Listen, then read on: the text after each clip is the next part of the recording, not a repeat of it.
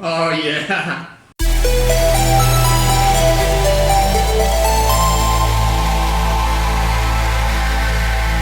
Greetings Wonder, this is Atlas here and welcome to The Void. Today I'm going to be reacting and breaking down the song YouSeeBIGGIRL from the Attack on Titan original soundtrack. This is an actual request, a very special request from one of my Subscribe Star supporters, and it's Mito. And the comment says, like I said, I've been binge watching your content. I have noticed a massive problem on your channel. You have yet to cover a track made by legendary Japanese composer Hiroki Sawano. He is an incredible composer, mostly doing work for anime and anime movies. With the hype for Attack on Titan reaching insane levels, I would like you to do a breakdown of what I think is the best track in the series, YouSeeBIGGIRL. If you decide not to do the breakdown, that's so cool, you would still be my favorite YouTuber. Well, thank you very much, Mito, for your kind words and of course for your request and your incredible support. I've seen the hype for this particular anime series for quite some time now. For years I've been watching, people that is very enthusiastic, like they are enthusiastic to the anime world. Attack on Titan is like, regarded as, I would say, based on the things that I have seen online, on the comments and so on the general consensus, let's say, as an incredible anime series. So, onward! Okay. YouSeeBIGGIRL from Attack on Titan. Boom.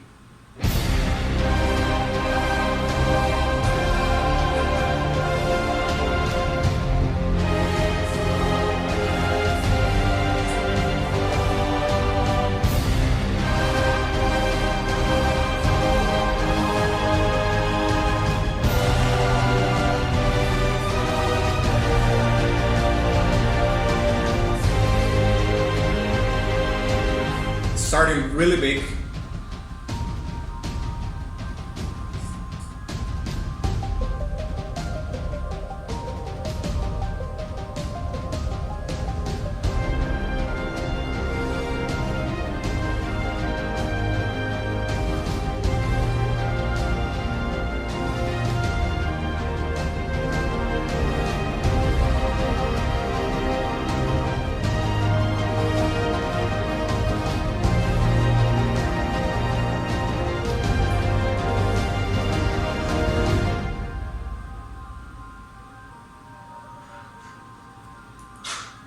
Building the tension right there. And starting to add layers to build it up.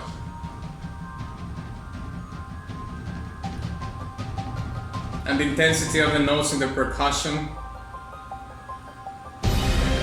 Yeah.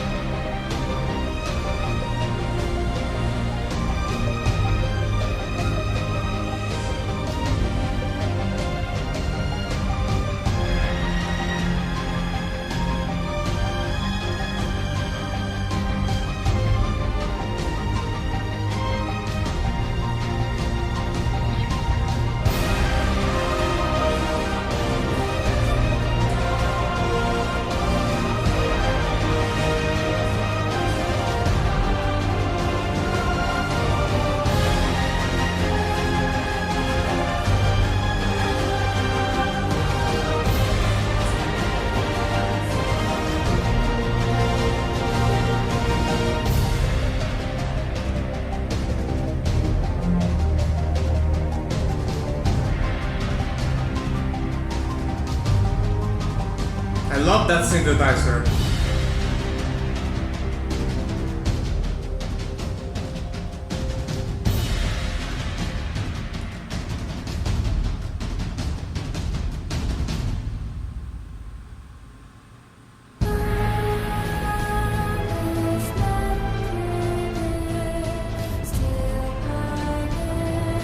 Has lyrics?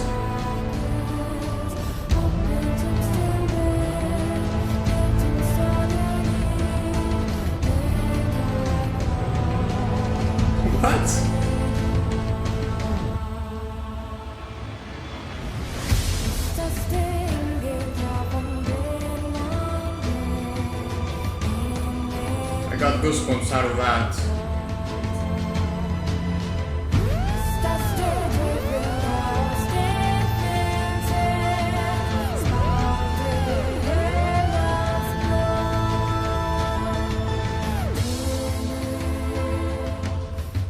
I love this part.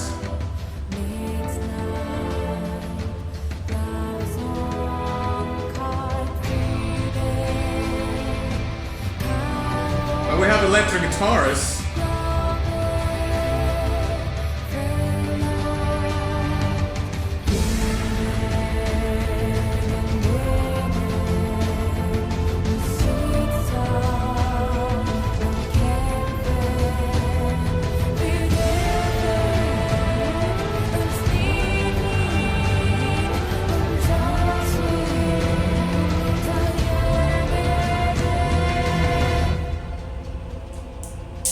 Damn you!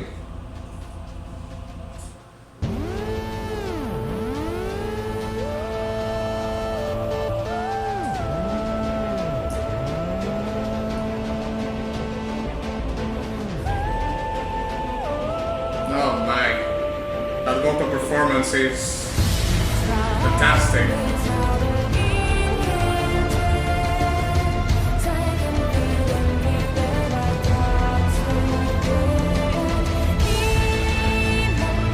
How the strings are supporting the singing part.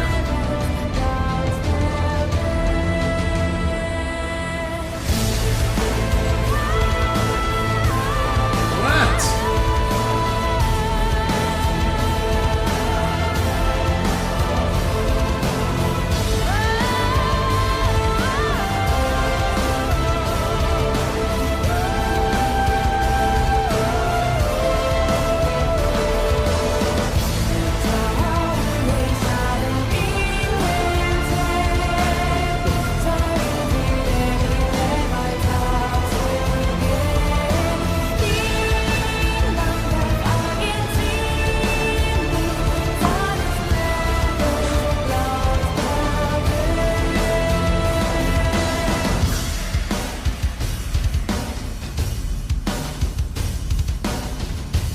Oh yeah.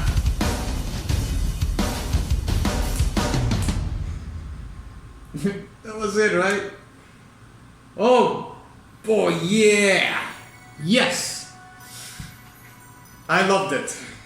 I loved this track. And you know what? I was actually kind of worried at the beginning because the orchestral, I mean, the track is like evolving into like from an orchestral song to a rock song with symphonic elements and so on and so forth, which I loved that the composer did that. Was quite unexpected because, like I said before, it starts with this orchestral part where I was getting worried because I said like, well, yeah, the composition is really good, but I was thinking the same thing that happened to me when I was listening to Slate Nightingale. But then the transition that comes after and how the song mutates to something else, it was like brilliant. But we're going to be talking more in depth about those things in the breakdown. And also let me check if the song actually has lyrics, because if it has, we're going to be breaking down that too. So let's break it down.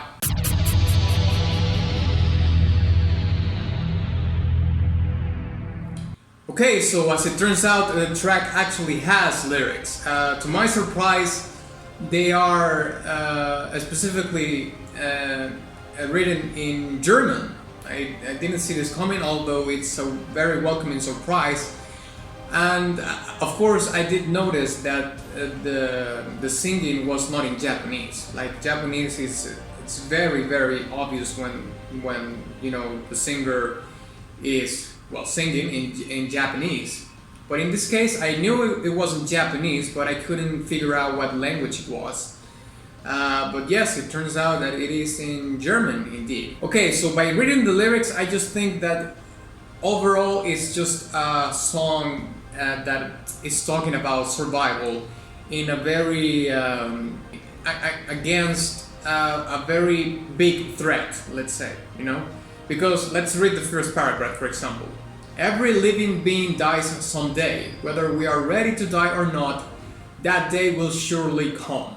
So the beginning part of the lyrics are just straight in talking about mortality, right? But this is just giving you like a glimpse of what the thing, what the lyrics are about. Of course, is about death and mortality and so on and so forth. But the thing is that the first part is just setting the stage and saying, like, you know, part of the human condition is, you know, our own mortality. Like, one day we are eventually going to die, either by natural causes, you know, like you age and then you die because, well, you die from natural causes, or, you know, well, you have a different fate. Maybe you die from an illness, or you die from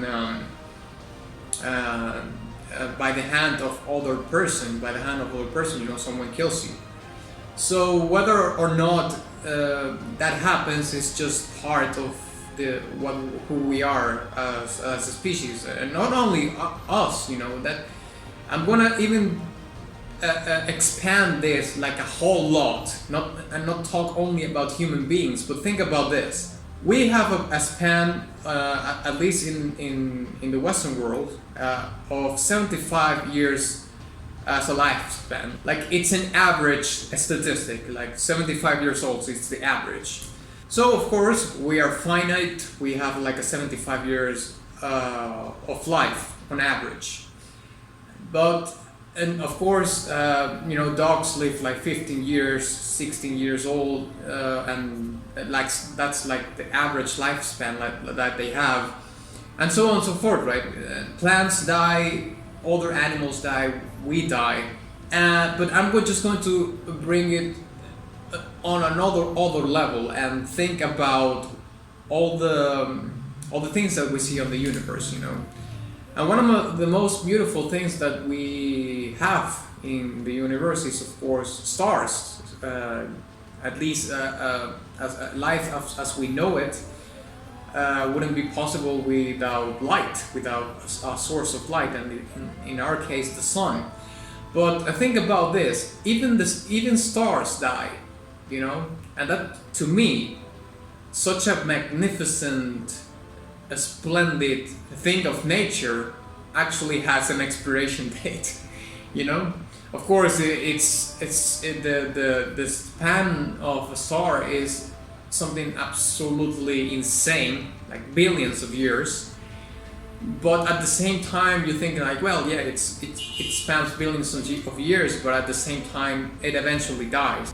You know, they eventually start to collapse onto themselves, and I think they most commonly become, you know, like a black hole, or maybe a neutron star or something like that. But they eventually change into something else after they die, right?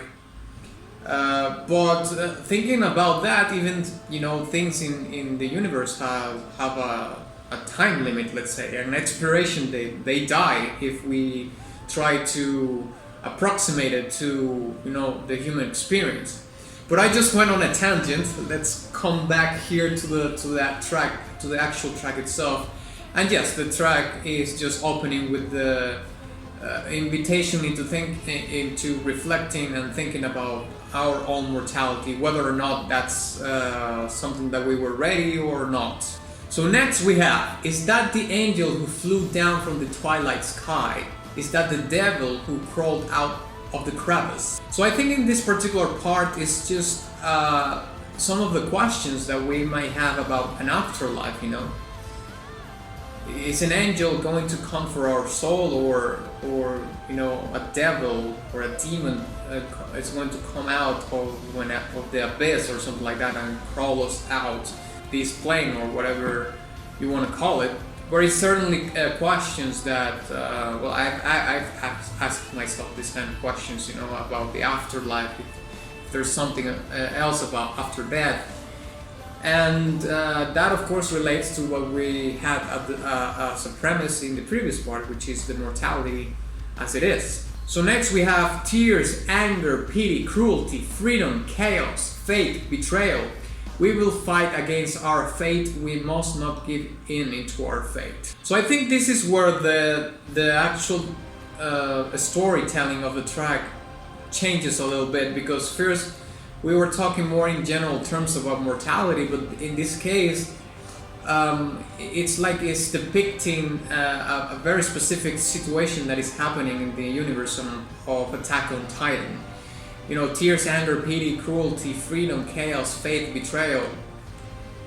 These are all feelings and, you know, things that happen as consequence of something, and it's certainly mostly bad things. You know, like tears, of course, you can have tears from happiness, but all the other things that you see, like anger, pity, cruelty, freedom, okay, well, that's good. But chaos, fate, betrayal, cruelty, I would say it's a big one. Freedom, of course, freedom comes from the lack of a system that have any kind of laws or anything like that. So, you know, freedom is not necessarily that you are free in a good sense. Like, freedom is like complete and total freedom to do whatever the hell you want.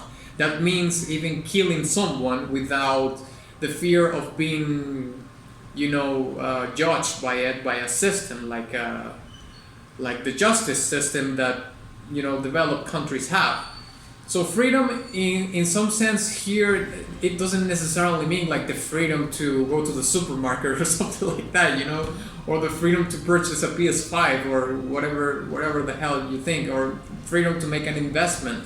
No. Like, this world right here is talking about a freedom that is not related to the freedoms that we conceive in a society, in a modern society where there's laws and rule of laws or and stuff like that. It's just freedom of doing whatever the hell you want without actually having to take responsibility of the consequences that comes from it, especially the judgment of others, or you paying for what you did, because meaning, you know, you go to jail or something like that. That's the freedom that I kind of sense is talking about in this particular track. And also it talks about a struggle, like it's talking about fate. We will fight against our fate and we must not give in to our fate. It's basically saying that that mortality premise that we were seeing at the beginning of the track is not anymore like the consequence of just a general term, but it's specifically talking about our fate in a very specific situation. And since the world is in such a dystopia of some sorts, I would say that this fate comes from a very specific struggle in which humanity maybe sees herself as in a considerable danger of, you know, being wiped out. And since that is the case, many people might be convinced that that's their fate, that their fate is just to die, but just by dying from mass extinction kind of thing, or just by people people being wiped out. One of the things that I can remember, you know, just to give sort of a parallelism to what I'm trying to say, is in Mass Effect. You know, when the Reapers come and they start to harvest all these worlds, and when they come to the Earth, they want to harvest all life in the planet, so we are wiped out, basically. So that's how I can translate that to something that I'm familiar with.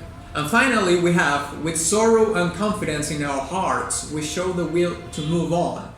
No one may willfully be deprived of their life. So yeah, this is good. This is like ending on a good note, at least, or at least some kind of hope, some kind of light at the end of the tunnel, you know. It's just basically talking about, regardless of all this chaos and all this very dodgy scenario, very bad scenario, there's still people that conserve, you know, the will to fight and the will to persevere, Because if you think about it, a life, I'm not even talking about human life, but life in all sense, in any sense that you can think of, it's like coded to preserve itself. Like life is going to fight till the end to preserve itself. Being us, being, you know, when you see animals in the wild, predators that hunt, but you know the prey is going to fight to whatever means possible to survive. That's what life is. It's about preserving itself to the utmost of the consequences till the end. So this probably means that in the universe of Attack on Titan, humanity is taking a stand against whatever the threat might be in this universe, in this anime. So at least that's a good thing, right? At least everything is not lost, and probably what you see in the anime is basically the struggle of humanity against this particular threat. Okay, now let's talk a little bit about the music itself. I was kind of worried at the beginning because although the composition is very good, I thought that you know, the same thing happened to me when I did Slave Knight Gale from Dark Souls 3. Like I was a little bit worried at the beginning because I wasn't able to resonate with something or catch on to something that really felt where I would really feel connected to the music. But then it changed drastically as the music carried on. But one of the main things that I would like to talk about is how this composer builds the tension in the track. And I would say that although it uses you know, like the intensity of the notes to that effect, and so really, like I was saying, the composer uses those kind of dynamics for that effect, but the one that he uses, the kind of arrangement that he uses the most to make the tension in the track is isolating instruments and maybe adding like another layer here and there, but basically isolating instruments and then, you know, giving you this wall of sound as a contrast to introduce you into another part of the song.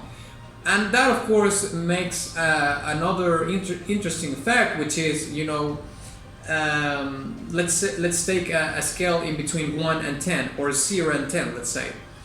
0 will be like silence, right? And 10 will be like a huge massive wall of sound.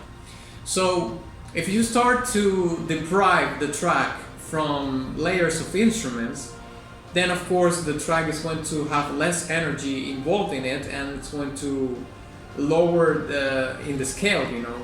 So if you lower the sound in that scale, then you can notice that when the composer builds the tension by isolating an instrument in a specific, and then he hits you with the wall of sound, then this difference, it's like a day and night in between a difference like this, you know.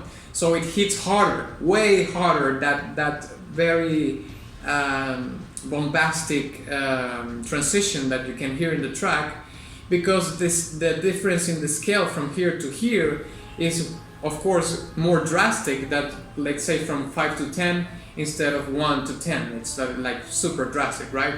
Another element that he used once in the track was the silence, and that will be like 0 in the scale, right? But silences in music are a craft into itself. Like really, silence is a very useful resource that you have at your disposal when you're composing music. And in this case, the composer uses the silence to create, not only to create space, but also to give you the false premise of the resolution of the track. But it turns out that, you know, roughly to the 2.5 2 minute 40 seconds that you hear the silence, then the music starts again, but it evolves into something else, and it starts to mutate into this sort of symphonic rock kind of tune.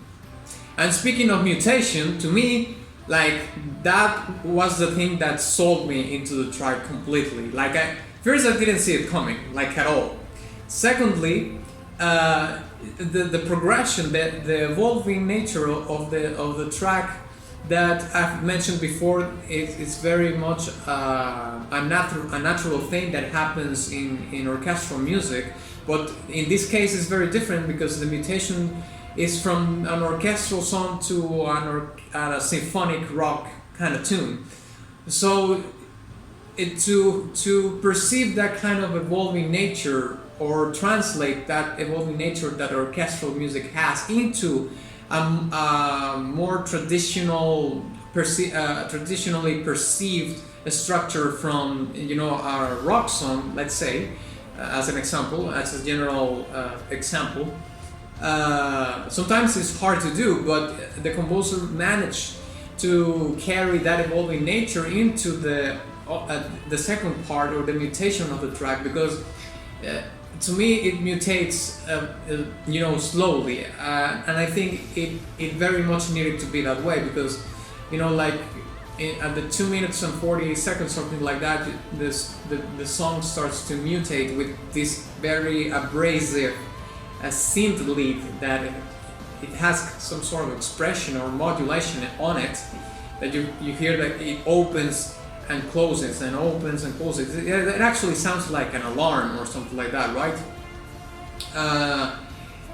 It starts the mutation with that, and it is kind of a sign for what is to come, but then it makes like the mutation of the song and the evolving nature of it, like at a pace that it doesn't sound like a super cramped into your face. It had to be done that way. And another cool thing is that when you do it at that pace, you have more space to tease things. So you add layers and you deprive the track of the layers, so it's like a teasing thing, like what's coming next. Oh, but you're taking it away from me now. It's like you don't know where the track is going. So that is very good to create a sense of what's coming next. Of course, like I mentioned before, that's another thing that builds to the tension of the track. But it's also like a play, like you're playing with the composer is trying to play with you, with your feelings. It's trying to play with your feelings, but in a good way. It's to the effect. It plays to the effect of not making the song too predictable, because if a listener just can't predict what's going to happen, then boredom is going to start rooting, and that's not a good thing. You want to keep the listener excited about what is happening in the song. So that's a very good way to do it. Now, to finalize my comment, I want to talk briefly about the resolution, quote unquote, of the track, which I loved, which is something again that he did. He isolated one part of one of the instruments in the track to create an effect. So he makes this sort of resolution, quote unquote, and I'm going to say why, quote unquote, with the drums. But it's like I don't know, like an 85% resolution. Like I feel that this track is not it's not a complete resolution of the track. It's like it doesn't sound like it's 100%. This is the end of the track. Nothing happens after this, So maybe I could use this analogy in which you see a door, and you see it like, well, it seems to be completely closed, but then you move towards the door a little bit, and you start noticing that there's this little gap in there that is just not completely closed. And that's how I see this particular track in the resolution of it, because you have this really super amazing pounding drum beat, like and then it ends with the toms, like, and to me, with the ending of the toms, it just leaves like a tiny, like a tiny little bit here of an opening in the door, So I couldn't really say that, oh jeez, apologies. I couldn't really say that the song is actually like 100% resolved, at least to my ears. So yeah, I think I'm gonna give this track a very high golden badge. I love the track. I actually, of course, like the thing that I liked the most was how the song mutated into something else. It was just brilliant. So thank you very much for watching this video. If you enjoyed it, please give it a like and share it with your friend. Also, please don't forget to visit my Patreon or Subscribestar in case you want your request to have priority, and my Ko-fi profile in case you want to leave a tip and a comment that's going to be featured on the channel, and my Teespring shop where you can get merch and all that jazz. And of course, ex nihilo nihil fit.